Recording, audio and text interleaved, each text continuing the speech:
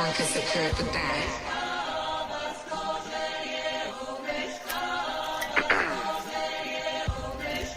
Hey everyone, Last Word with Nya Podcast.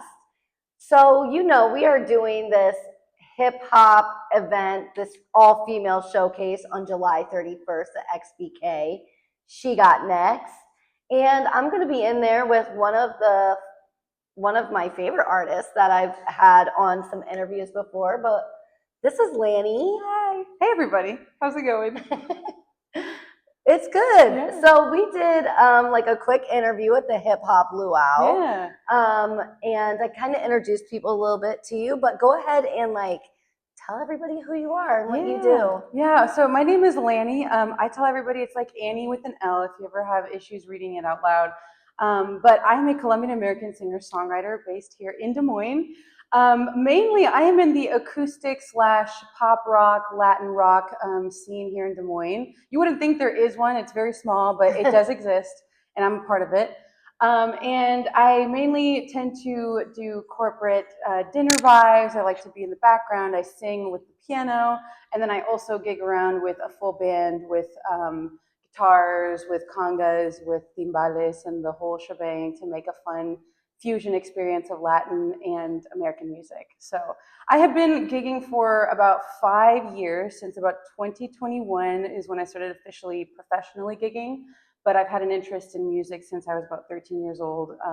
Wrote my first song when I was 13, taught myself the keys when my parents gifted it to me for Christmas when I was about 12 or 13, and I just fell in love with the whole concept of songwriting and creating your own story. And when I was a young kid, I had a really deep interest in becoming an author.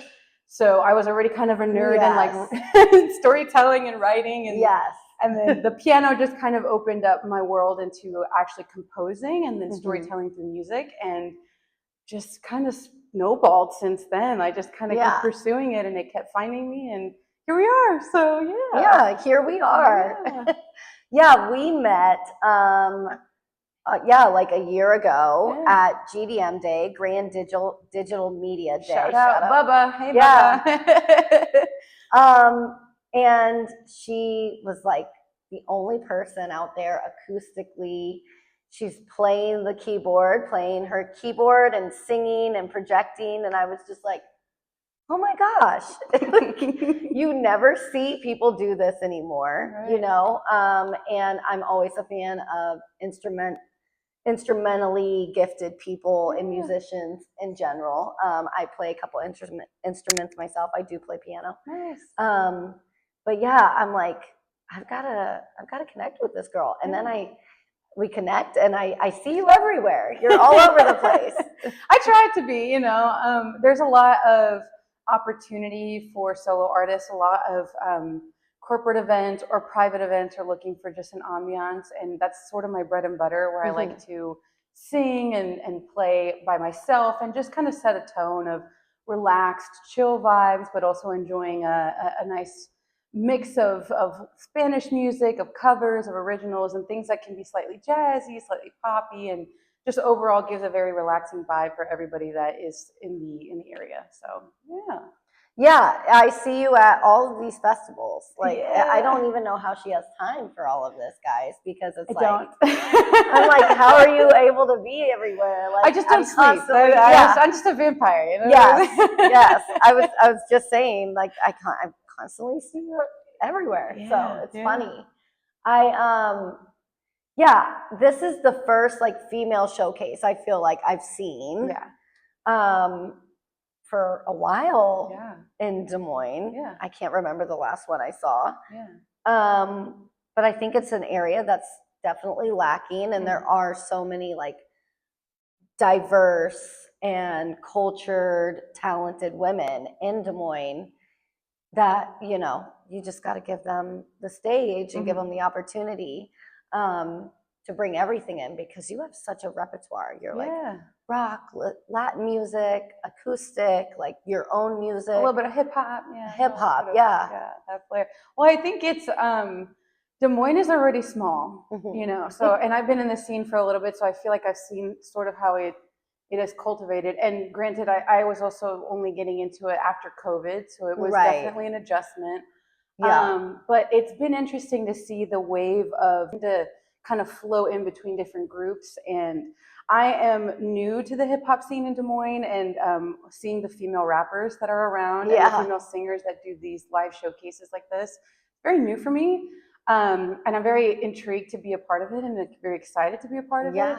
I'm very different, so I'm excited to be a little bit different in this setting. But I'm also just really intrigued by how hard everybody is working and seeing how much people hustle. And even though Des Moines and Iowa is kind of a small market, I think that's actually a very cool niche for the women in Iowa that are trying to make it in the rap industry, because it's like, where do you hear like these badass female rappers who write these really badass songs that are like totally hard, and they're from Iowa? You know, nobody in the country, in Chicago, in Florida, in New York, is gonna expect somebody that like we get overlooked. They call us the flyover state. So it's like, correct. How amazing is it that we can say, yeah, I'm from Iowa, and I'm badass. You know, it's just I think that's such a cool little angle that all of us as a collective can push forward and say that, you know, we are Iowan female rappers, and there is incredible talent here.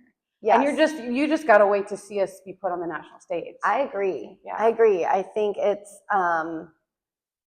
like I said, it's a genre that most people aren't like looking for, and especially in the Midwest. Like, it's crazy enough, like when we do rap shows, for people to be like, rap, Iowa, like what, like, so then to be like, oh yeah, female rappers and female performers across the board of all different dynamics. I think people are like, what?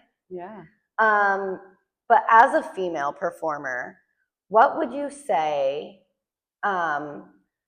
is a perk and a struggle of being, like, I know there's a lot of them, a lot of struggles. Which one do I pick? But like, what would you say as a female artist in the industry, and especially from your unique point of like being acoustic, instrumental, traveling with a band, all of that?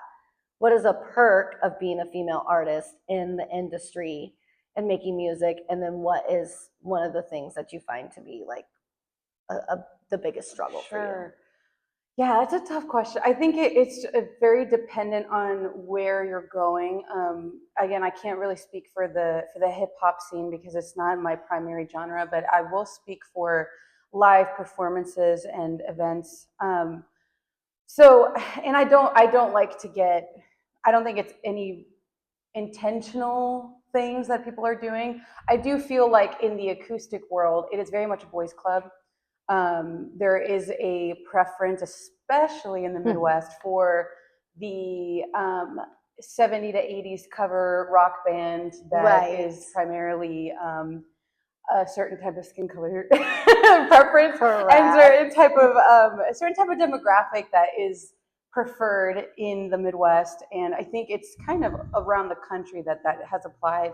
And I'm seeing a lot of the trends moving towards a lot of female rappers, female singer-songwriters that are taking the center stage. And I will say, it's kind of a two-way street for me. I see it as a perk that right now we are seeing a lot of female empowerment on the national stage and even global stage. We're seeing Shakira, we're seeing Taylor Swift, we're seeing Beyonce, we're seeing all Doja Cat, you know, all of these super huge female artists headlining these big festivals, breaking records that, you know, billions of dollars in tour money like Taylor Swift did in 2021. And it's like, so we're making waves in this decade of the 2020s that women are starting to take a lead.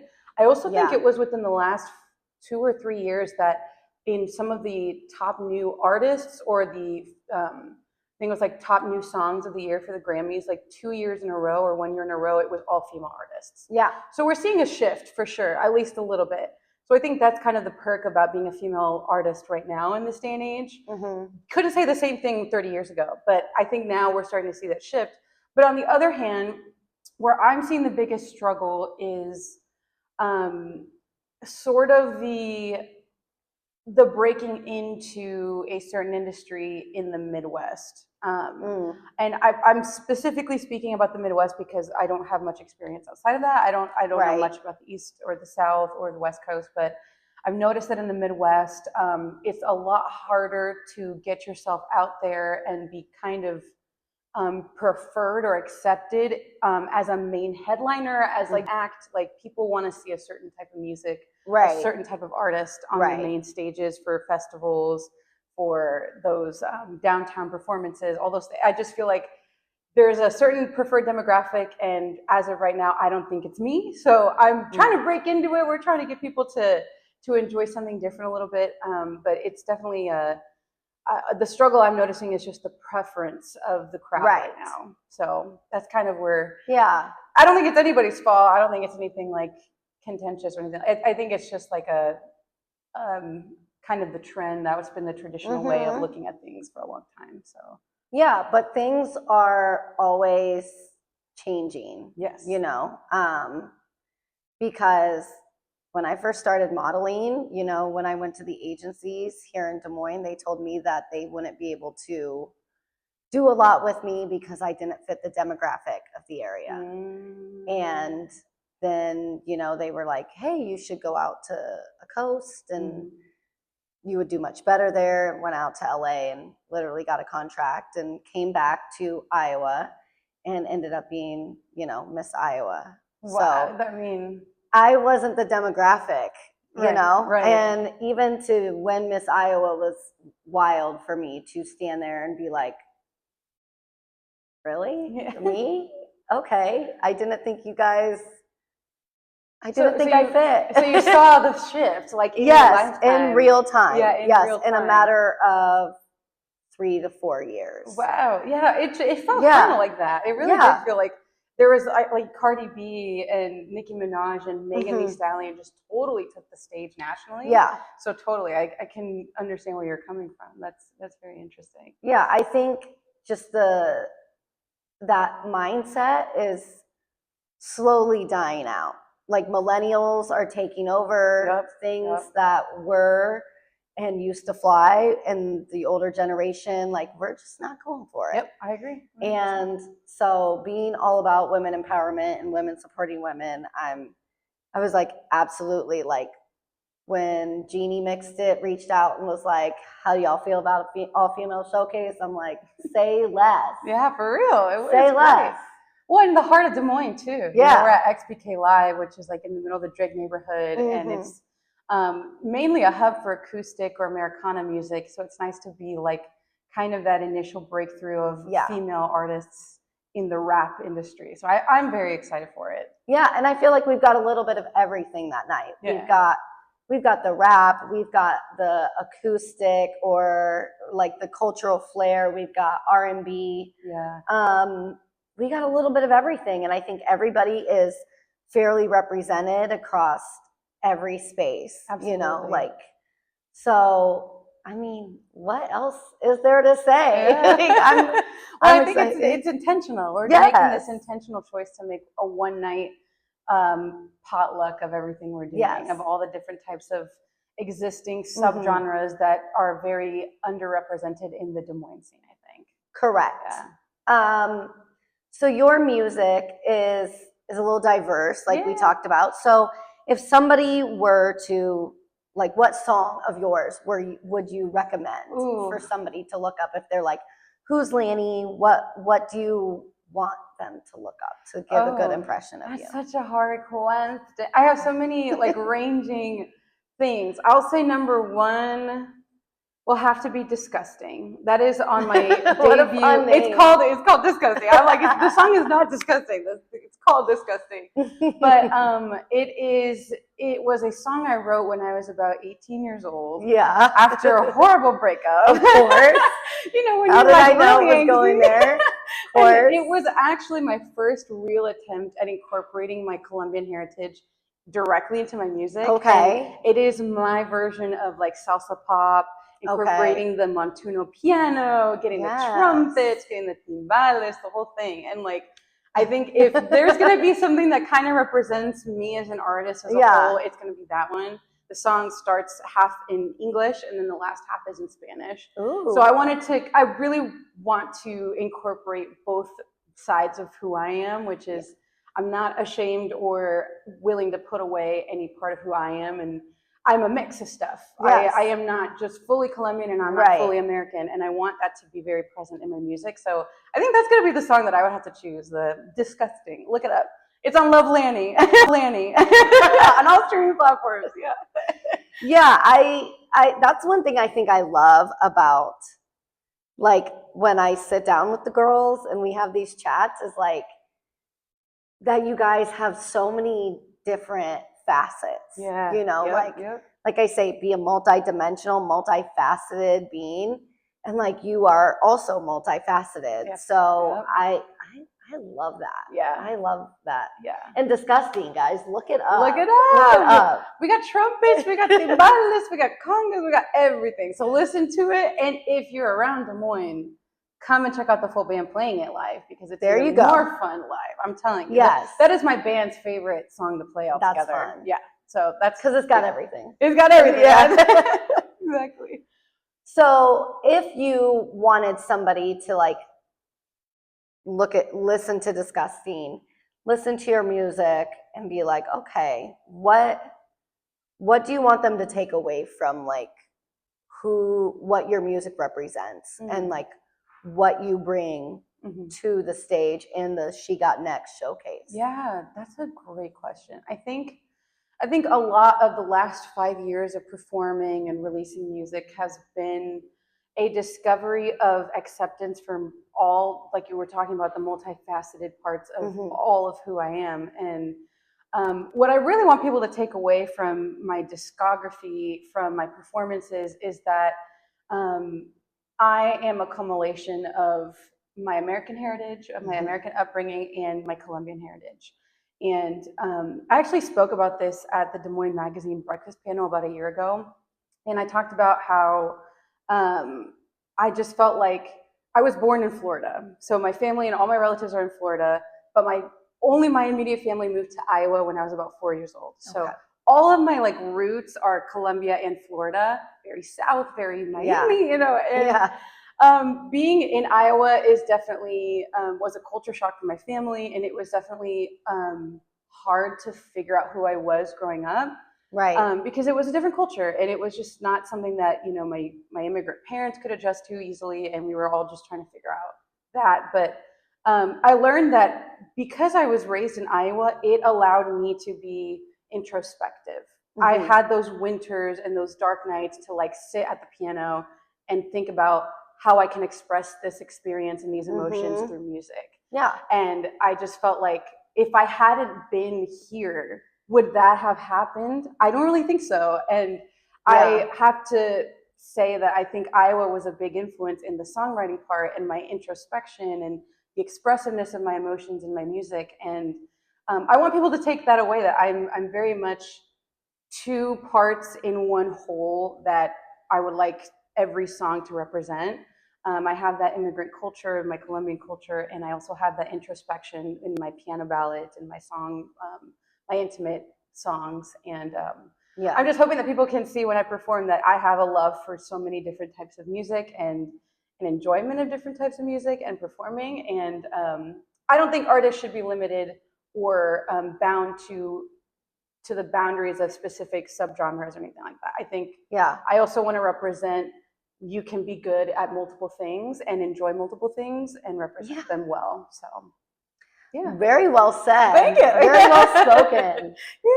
So how can they find you? Where can they find you? What are your socials? Instagram, I am at official Lani, Lani. That is also my website URL, officiallani.com. I have a monthly email newsletter that I send out, Rhythm and Reflections. So if you want to follow that and keep in touch with me, just sign up on the website. And then Facebook is Lani's Music, Lani''S Music. And I got a lot of shows this summer. So if you don't feel like going online and looking that stuff up, just come downtown this Saturday for Juneteenth. We'll be on at 2:20 p.m. in Western Gateway Park, which is just down the road. Yes. And then I'll be in Grinnell this Thursday with my full band. And then we have a live show at Locals Bar and Stage Friday, July 17th. We'll be performing with Allegra Hernandez Band. So got a lot of stuff happening. And then She Got Next is coming up right after that. So got a lot of stuff if you want to catch me live. So That's a lot of places. Girl. That's a lot of places. Like I told you guys, she's everywhere. I truly believe like there's a second version of her that's like out there doing I have stuff. a doppelganger. Yeah. I have a secret twin somewhere. Yeah. That's amazing. And I cannot wait to see you on the stage. Yes. All these stages. But July 31st, XBK, we are going to be down there doing the She Got Next showcase. Jeannie Mixed It, Keep Wishing Collective, AIMA Agency, Last Word with Nya Podcast. We're going to have Lani, Christina Joe, Misfit Millie, Drea Danielle, and more. What do you think? I am so ready. I think you guys are not ready for this culmination of all these different artists, and it's going to go super hard. It's going to be the party of the summer, for sure. Yeah, let's go. Let's go. Bye.